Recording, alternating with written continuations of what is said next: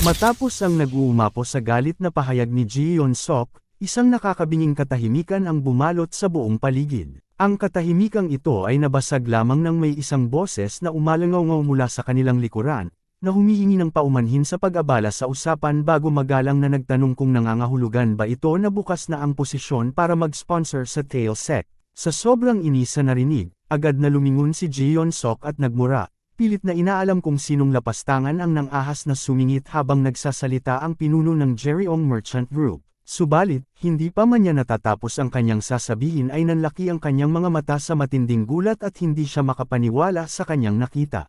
Ang lalaking nakatayo sa kanyang harapan ay walang iba kundi si Wang Gaem-san, ang pinuno ng isa sa tatlong pinakamayamang merchant group sa buong kontinente. Hindi lamang kasama ni Wang Gaem-san ang kanyang mga tapat na tagasunod, kundi pati na rin ang kanyang magandang anak na babae na si Wang Suso. Masayang kumaway si Wang Suso sa lahat at masiglang binati si Jin Suwon bilang Oraboni.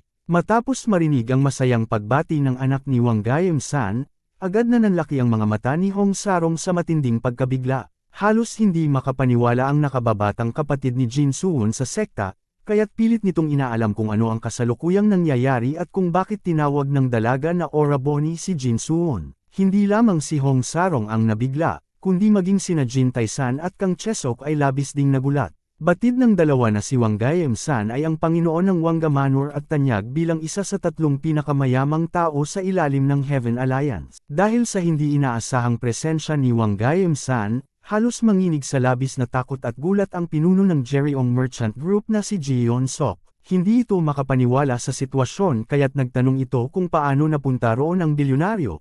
Habang tahimik namang naglakad palapit si Wang Gaem-san, at dahan-daang ipinaliwanag sa lahat na napakaganda ng kanyang pakiramdam ng araw na iyon dahil iyon ang unang pagkakataon na lumabas siya kasama ang kanyang anak na babae. Inis na ipinahayag ni Wang Gaem-san kay Ji Yeon-sok na nais niyang magpakita ng mabubuting bagay sa kanyang anak at hayaan itong makarinig ng mga maaayos na salita.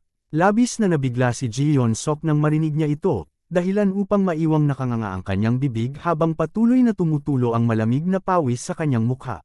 Idinagdag pa ni Wang Gaem-san, kalakip ang kanyang malamig at nakakapanindig balahibong tingin, na dahil may isang taong patuloy na nagmumura at tumatawag ng tarantado sa iba, ninais niyang makita ng malapitan ang mukha ng punyetang mismong taong patuloy na nagsasabi nito. Muling nagwika si Wang Gaem-san at iginiit kung kailan pa kinailangan ng Manor Wangga ang pahintulot ng mga grupong tulad ng Jereong Merchant Guild upang maipahayag lamang ang kanilang saloobin. Nang marinig iyon, agad na yumuko si Ji Yeon-sok at kinakabahang itinanggi ang mga paratang na iyon. Inamin din niyang naging mapangahas siya sa kanyang mga inasal. Bakas ang matinding kaba at malamig na pawis sa kanyang mukha nang magmakaawa siyang patawarin sa kanyang mga nagawa. Bilang tugon sa kanyang pagmamakaawa, ipinahayag ni Wang Gaem-san na tatandaan niya ang mga pang-iinsulto na ipinakita ni Ji Yeon-sok sa taong nagligtas sa kanila. Nabigla si Ji Yeon-sok sa mga narinig kaya naguguluhan niyang inulit ang salitang tagapagligtas. Ilang sandali pa, nilingon siya kina Jin Suwon at Wang Suso na nasa malapit lamang. Sa harapan ni Ji Yeon-sok, nagbabatian at kinukumusta nina Jin Suwon at Wang Suso ang isa't isa. Nang mapansin ang pagiging malapit ni Jin Suwon sa kanyang anak, agad na napangiti ng malambing si Wang Gaem-san, na nagpapakita ng labis na kasiyahan ng isang ama para sa kanyang anak na babae. Sa kabilang banda, mababakas naman ang pagkagulat ng pinuno ng Tail Sect nang makita nito ang sitwasyon sa kanyang harapan. Ganoon din ang naging reaksyon ni Jin Tae-san na nakatayo sa kanyang tabi nang banggitin nitong tila hindi na magkakasya sa entrada ng Tail Sect ang lahat. Makikita sa harapan ng pinuno ng sekta at ni Jin Tae-san na inihahanay ng ilang mga tao mula sa Manor Wangga ang malalaking kahon sa mismong arena ng pagsasanay. Dahil dito, labis na nagtaka at nagtanong sa isa't isa ang dalawang bata sa paligid kung ano ang maaaring nilalaman ng mga naturang kahon. Agad namang sumagot ang isa pang bata na marahil ang laman ng mga kahon ay ang mga kayamanan ng Manor Wangga. Habang pinagmamasdan ng mga nakasalansan na kahon, naitanong naman ni Jin Tae-san sa kanyang sarili kung ano ba talaga ang nangyayari at kung ano na naman ang mga pinagdaanan at ginawa ni Jin Suwon sa pagkakataong ito. Lumipat ang tagpo sa isa sa mga gusali ng Tail Sect kung saan makikitang nakaupo at magkaharap sina Wang Gaem-san at Jin Suwon. Sinimulan ni Wang Gaem-san ang usapan sa pamamagitan ng paglalahad na tila gumuho ang kanyang buong mundo nang dukutin ang kanyang anak, subalit laking pasalamat niya na napadaan doon si Jin Suwon. Nabalitaan pa niyang iniligtas ni Jin Suwon ang kanyang anak mula sa mga dumukot nang hindi man lang ito nagtatamo ng kahit na anong galos. Habang hawak ang basong inuman, ipinagpatuloy ni Wang Gaem-san ang kanyang sinasabi. Ibinahagi niyang nagawa pa raw baguhin ni Jin Suwon ang likas na kondisyon ng katawan ng kanyang anak gamit ang isang pamamaraan na hindi pa kilala sa mundo. Dahil dito, ipinahayag niyang labis ang kanyang kaligayahan na halos hindi niya na ito kayang ilarawan sa pamamagitan ng mga salita. Idinagdag pa ni Wang Gaem-san na kaya niya hiniling na makipagkita ay dahil nais niyang personal na magpasalamat sa taong nagligtas sa kanyang anak. Nang marinig ito, matalim na sumulyap si Jin Suwon at nagsimulang magmasid sa paligid dahil nakaramdam siya ng kakaiba. Hindi nga siya nagkamali, dahil sa kisame ng gusali ay nakaposisyon ang dalawang bantay ni Wang Gaem-san na nakahanda na ang kani-kanilang mga espada. Pagkatapos nito, ipinahayag ni Jin Suwon na bilang taong tumulong, napansin niyang masyadong mahigpit ang pagbabantay kay Wang Gaem-san. Natahimik sandali si Wang Gaem-san habang hawak pa rin ang kanyang baso sa gitna ng katahimikan bago inamin na lubos siyang humahanga sa kanya, dahil nagawa ni Jin Suwon na maramdaman ang presensya ng kanyang mga bantay. Tinugon ito ni Jin Suwon sa pamamagitan ng pagtukoy sa mga bantay bilang mga awakeners na sapat ang lakas para maging tagapagbantay, at iginiit na hindi na ito dapat pagtakhan dahil ang ganitong kahigpit na seguridad ay nagmula sa Manor Wangga. Sumang-ayon naman dito si Wang Gaem-san at ipinaliwanag na ang kanyang mga bantay ay nakaabot na sa mataas na antas sa martial arts, ngunit nagawa pa rin ng mga dumukot na malusutan ang mga ito at makuha si Wang Suso. Dahil dito, kumbinsido si Wang Gaem-san na ang mga dumukot ay tiyak na mga tao ring nasa antas ng mga awakeners. Sa totoo lang, inamin niyang nahihirapan pa rin siyang maniwala na nagawang talunin ni Jin Suwon ang mga ito at mag-isang iniligtas si Wang Suso. Ipinikit lamang ni Jin Suwon ang kanyang mga mata at sinabing mas pinalad lamang siya kumpara sa kanila. Gayunpaman, sa isang malamig na tono habang humihigop ng kanyang inumin, ibinato ni Wang Gaem-san ang hinalang baka simula pa lang ay kasabwat na talaga si Jin Suwon ng mga dumukot. Naging dahilan ito upang matalim na titigan ni Jin Suwon si Wang Gaem-san. Sa isip ni Jin Suwon, nasabi niya sa kanyang sarili na ginugol ni Wang Gaem-san ang kanyang buong buhay sa pakikipaglaban para sa kapakinabangan hanggang sa marating nito ang rurok ng tagumpay. Para sa kanya, tiyak na napakaraming taong nagbabalat kayo ang nakasalamuhan na ni Wang Gaem-san, kaya natural lamang na pagdudahan nito ang kanyang mga naging aksyon. Matapos ito, ipinahayag ni Wang Gaem-san ang kanyang pag-asa na sana ay hindi totoo ang kanyang mga hinala. Hiniling din niya kay Jin Suwon na sagutin ng tapat kung bakit hindi ito bumalik kasama ni Wang Suso. Tumugon si Jin Suwon at inaming nababahala nga siya na mauwi sa ganitong sitwasyon ang lahat. Agad namang sumingit si Wang Gaem-san at iginiit na kaya ganito ang reaksyon ni Jin Suwon ay dahil natatakot itong mapaghinalaan. Dagdag pa niya, kung iyon lamang ang dahilan ay mauunawaan niya ito, ngunit mabilis siyang pinutol ni Jin Suwon upang linawin na hindi iyon ang kanyang rason. Ipinaliwanag ni Jin Suwon na naisip niyang magkakaroon ng malaking pabuya kaya minabuti niyang huwag ibunyag ang kanyang pagkakakilanlan sa Manor Wangga. Laking gulat ni Wang Gaem-san nang marinig ito. Sa mataas na tono, kinwestiyon niya kung bakit itatago ni Jin Suwon ang kanyang pagkatao dahil lamang sa takot na tumanggap ng malaking pabuya, at pilit niyang inalam kung ano ang tunay na ibig nitong sabihin. Mahina hong ipinahayag ni Jin Suwon na nakarating sa kanyang kaalaman ang pagpapadala ni Wang Gaem-san ng mga regalo para sa Tail Sect. Idinagdag pa niyang maaaring magmukhang lubos na mapapakinabangan ang mga regalong ibinigay nito. Sa mga sandaling iyon, makikitang masaya ang pinuno ng sekta na si Jin Taisan at si Kang Chesok habang pinagmamasdan ng mga pabuya, ngunit sa isang puno sa likuran nila ay may dalawang estranghero na lihim na nagmamasid sa paligid. Ipinagpatuloy ni Jin Suwon ang kanyang paliwanag at isinaad na kung wala silang sapat na lakas upang protektahan ang mga regalo mula sa mga banta sa labas, ang mga ito ay hindi na maituturing na pabuya kundi isang sakuna. Kalakip ang isang matalim na tingin, mariing sinabi ni Jin Suwon na hindi niya nais na ang isang bagay na ginawa niya dahil sa personal na paninindigan ay magdulot pa ng kapahamakan sa Tail Sect.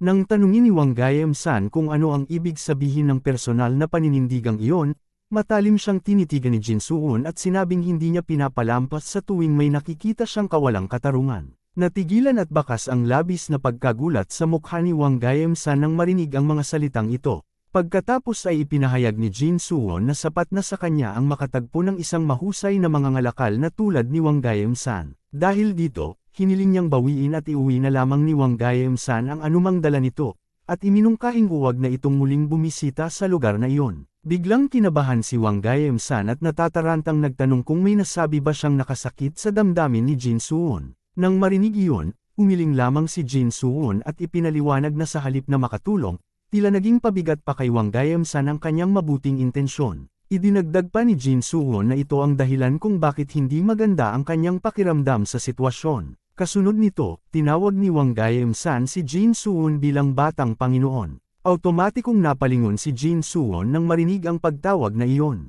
Bigla namang nabigla ang mga bantay ni Wang Gaem-san nang makita nila ang ginagawa ng kanilang Panginoon. Sa harapan ni Jin Suwon, bahagyang iniyuko ni Wang Gaem-san ang kanyang katawan upang lumuhod at magbigay galang. Tinawag agad ng mga bantay ang kanilang Panginoon upang pigilan ito, subalit nagpatuloy pa rin si Wang Gaem-san sa pagluhod sa harapan ni Jin Suwon. Natataranta namang ipinaalala ng mga bantay na hindi dapat ginagawa ng kanilang Panginoon ang ganoong bagay. Samantala, nang makita ni Jin Suwon ang pangyayari, labis din siyang nataranta at nagsimulang tumulo ang malamig na pawis sa kanyang mukha. Bakas ang pagkagulat nang itanong niya kung ano ang ginagawa ni Wang Gaem-san. Habang nakaluhod, humingi ng tawad si Wang Gaem-san dahil binigo siyang makilala ang tagapagligtas na ipinadala ng kalangitan at sa halip ay pinagdudahan pa niya ito. Iginiit ni Wang Gaem-san na dahil sa kabutihan ni Jin Suwon sa pagliligtas sa kanyang pinakamamahal na anak, iuukit niya ang kabutihang ito sa kanyang mga buto habang buhay.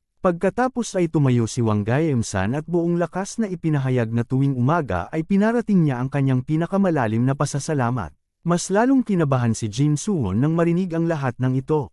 Nauutol niyang nakiusap kay Wang Gaem-san na huwag nang gawin ang mga bagay na iyon, at kinwestiyon kung bakit kailangang yumuko ng isang tanyag na mangangalakal sa isang martial artist na katulad niya. Sa isip ni Jin Suwon, inamin niya na bagamat iniligtas niya ang anak nito, isa pa ring maimpluwensyang tao si Wang Gaem-san na may kontrol sa ekonomiya ng mundo at kahit ang mga maharlika ay hindi ito basta-basta mapakikitunguhan ng walang galang. Gayunpaman, ginagawa ito ni Wang Gaem-san sa kanya. Ipinaliwanag ni Wang Gaem-san na una, iniligtas ni Jin Suwon ang kanyang anak at binago pa ang mismong bodily constitution ng katawan nito. Pangalawa, dahil sa ginawang iyon ni Jin Suwon ay iniligtas din ito ang buhay ni Wang Gaem-san. Inamin niyang handa na siyang ibenta ang lahat ng kanyang negosyo at mga ari-arian upang maghiganti para sa kanyang anak. Kung nangyari iyon, siguradong walang matitira sa Manor Wangga. Pangatlo at panghuli, idinagdag ni Wang Gaem-san na iniligtas ni Jin Suwon ang buong Manor Wangga pati na rin ang kanilang pamilya.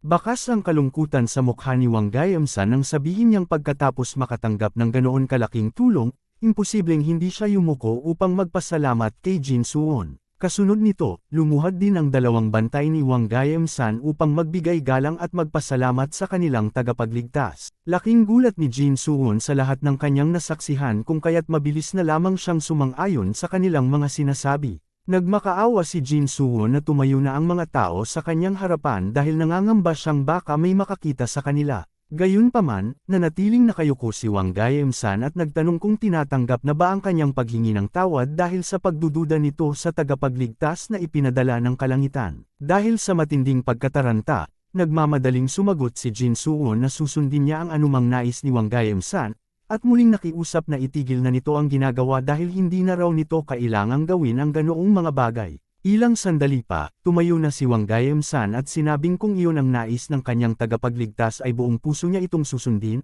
Kalakip ang isang masayang mukha habang inilalapit ang kanyang sarili kay Jin Suwon. Nang makita ang biglaang pagbabago sa ikinikilos nito, labis na nagulat si Jin Suwon at inis na nasabi sa kanyang sarili na siya ay nalinlang. Napagtanto niyang alam na ni Wang Gaem-san mula pa noong una na siya ay kakabahan kaya sadyang ginawa nito ang panlilinlang na iyon. Matapos iyon, maaliwalas ang mukhang tinawag ni Wang Gaem-san ang kanyang mga alipores at inutusang dalhin din sa loob ang kanilang mga dala. Itinuro rin niya ang isa sa kanyang mga bantay at idinagdag na hindi na dapat ipag-alala ni Jin Suwon ang tungkol sa mga posibleng pag-atake mula sa labas, dahil magtatalaga rin siya ng mga sarili niyang bantay para sa tail sect.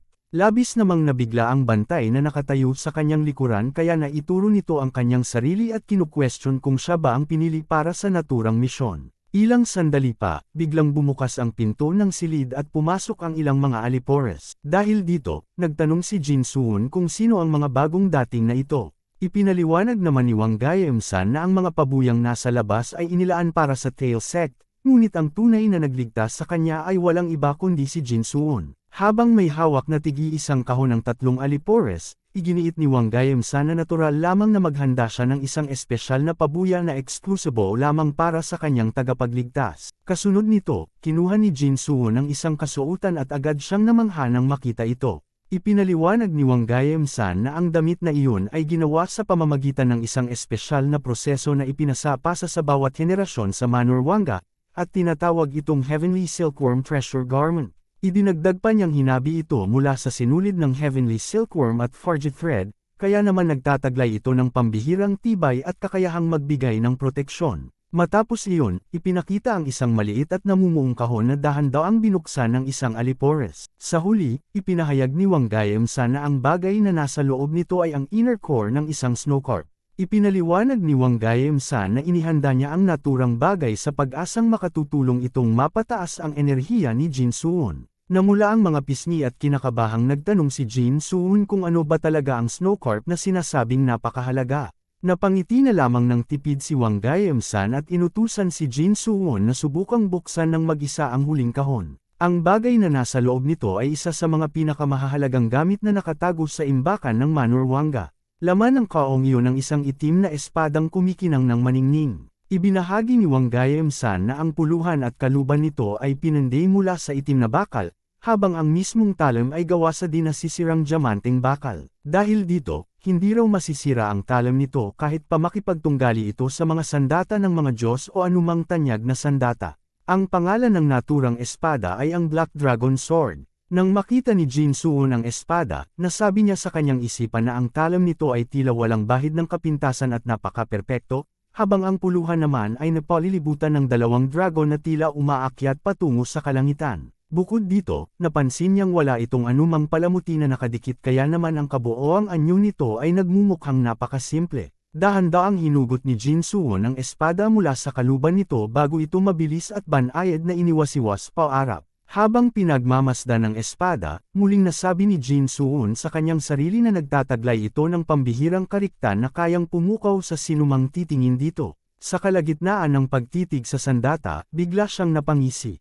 Bakas ang pagmamalaki sa kanyang ngiti habang pinagmamasdan ang kanyang bagong espada ng may luha sa mga mata, at inisip na nagtagumpay ang kanyang misyon. Kinabukasan, makikita sa loob ng arena ng pagsasanay ng Tail Sect ang mga nakababatang disipulo na manghang-mangha sa kanilang mga bagong kasuotan. Nabanggit ng isang disipulo na iginawa pa raw sila ni Wang Gaemsan ng mga bagong uniforme, habang isinigaw naman ng isa pang disipulo na ang Manor Wangga ang pinakamagaling sa lahat. Sa harapan ng mga disipulong ito, nakatayo sina Wang Gaemsan at ang kanyang anak na si Wang Suso na kapwa masayang pinagmamasdan ang mga bata.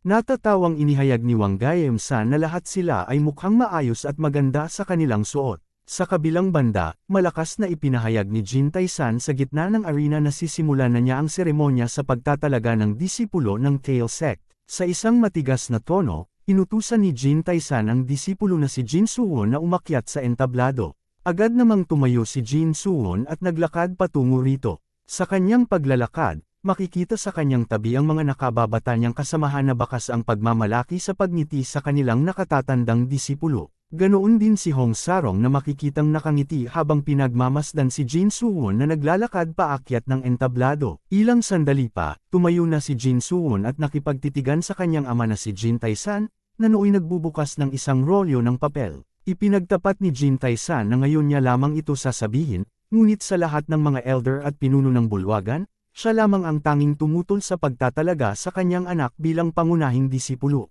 Pinaalalahanan niya si Jin Suwon na huwag itong masamain. Matapos ito, inutusan ni Jin Taisan si Jin Suwon na pakinggan ng mabuti ang kanyang mga sasabihin. Napatingin lamang si Jin Suwon sa kanyang ama, taglay ang isang inosenteng ekspresyon. Sa isang matalim na tingin, ipinaliwanag ng kanyang ama na ang posisyon bilang pangunahing disipulo ay hindi lamang tungkol sa pagkakaroon ng awtoridad sa iba pang mga disipulo.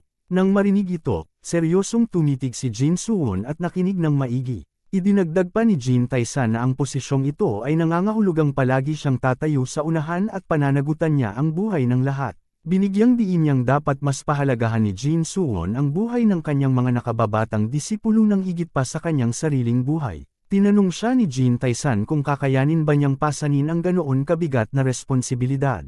Natahimik sandali si Jin Suwon at sinabing sa kanyang sarili na naiintindihan niya ang nais iparating ng kanyang ama. Alam niya kung ano ang ibig sabihin ng pananagutan ng napakaraming buhay at kung gaano kahirap pasanin ang responsibilidad na iyon, dahil sa kanyang nakaraang buhay, naging wala siyang laban upang dalhin ang ganoon kalaking pasanin. Mahigpit na naikuyom ni Jin Suwon ang kanyang mga kamao at inisip na sa buhay niyang ito, magiging magkaiba na ang lahat. Tumingin si Jin Suwon sa kanyang ama at ipinahayag na handa siyang pasanin ang responsibilidad. Buong tatag niyang tinapik ang kanyang dibdib at idinugtong na mananatili siyang buhay hanggang sa huli kasama ang lahat ng mga tao mula sa ipinagmamalaking Tail Sect. Pagkatapos nito, tinapik ni Jin Taesan ang balikat ng kanyang anak at ipinahayag ang kanyang pagmamalaki rito. Kalakip ang isang mainit na ngiti, inatasan ni Jin Taesan si Jin Suwon na pamunuan ng maayos ang Tail Sect. Sa kabilang banda, labis na naantig si Kang Chesok sa kanyang mga nasaksihan kaya napunasan nito ang kanyang sipon, habang ang pinuno ng sekta ay nagpakita ng isang tipid ng ngiting puno ng pagmamalaki. Pagkuwan ay humakbang patungo sa gitna ng pasilidad ang pinuno ng Tail Sect habang may dalang isang piraso ng headband. Sa harapan ng lahat ng mga disipulo, tinanong nito kung sumusumpa ba si Jin Suwon na iaalay ang kanyang sarili para sa pag-unlad at kaluwalhatian ng Tail Sect ng buong lakas. Bilang tugon, ipinahayag ni Jin Suwon na siya, bilang disipulo ng ika-28 henerasyon, ay sumusumpa sa harapan ng kanilang mga ninuno.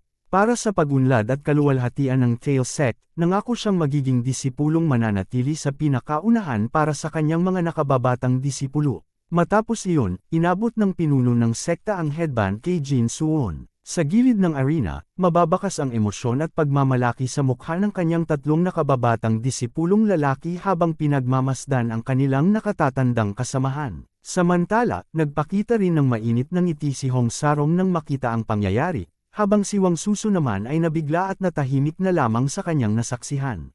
Makalipas ang ilang sandali, isinuot ni Jin Suwon ang headband sa kanyang ulo. Bakas ang kumpiyansa sa kanyang ngiti nang itaas niya ang kanyang kamay patungo sa kanyang mga nakababatang disipulo. Nang makita ito, labis na namangha ang mga nakababatang disipulo at sabay-sabay silang tumili dahil sa matinding tuwa. Sa kabilang banda, mababakas naman ang maaliwalas at punong-puno ng pagmamalaking ngiti kina Jin Taesan, Kang Chesok, at sa pinuno ng sekta habang pinagmamasdan ang tagpong iyon. Agad na patakbong lumapit ang mga nakababatang disipulo kay Jin Suwon at mahigpit siyang niyakap. Pinalibutan siya ng mga bata habang karga-karga niya ang isa sa mga ito, kalakip ang isang napakaliwanag na ngiti sa kanyang mukha. Samantala, natahimik lamang si Wang Susu at ang kanyang ama habang pinanonood ang mga nangyayari.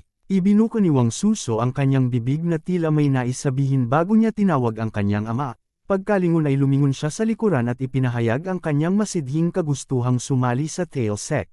Huwag kalimutan i-click ang subscribe button at i-on ang notification bell para hindi ninyo ma-miss ang mga updates. Babalik ako bukas para sa isa pang exciting na episode. Hanggang sa muli, ingat kayo at tandaan, ang kaban ng bayan ay kailangan bantayan o ang kinabukasan natin ay pupulutin sa kangkungan.